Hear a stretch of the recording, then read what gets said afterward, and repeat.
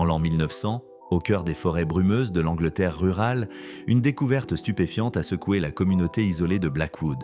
Des chasseurs ont capturé ce qu'ils décrivaient comme une créature sauvage, une bête à l'allure humaine qui se déplaçait à quatre pattes et communiquait par des grognements et des sifflements. La rumeur s'est vite répandue parlant d'un esprit de la forêt, d'un lycanthrope.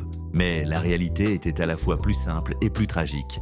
Il s'agissait d'une jeune femme. La nouvelle parvint au docteur Alistair Finch, un médecin londonien fasciné par les cas psychologiques inhabituels.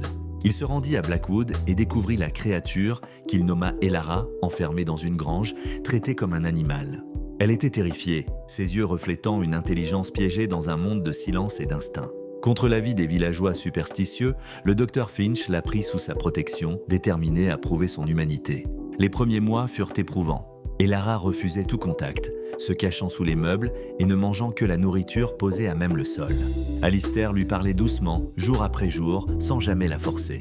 Il lui montrait des objets, des livres, des images, essayant de percer le voile de son état sauvage. Lentement, des changements apparurent. Un jour, elle imita un son qu'il avait répété. Une autre fois, elle toucha délicatement sa main. Ce furent des victoires monumentales. Le tournant se produisit lorsqu'Alistair lui apporta une boîte à musique. La douce mélodie sembla éveiller quelque chose en elle. Pour la première fois, des larmes coulèrent sur ses joues sales et un son rauque s'échappa de sa gorge.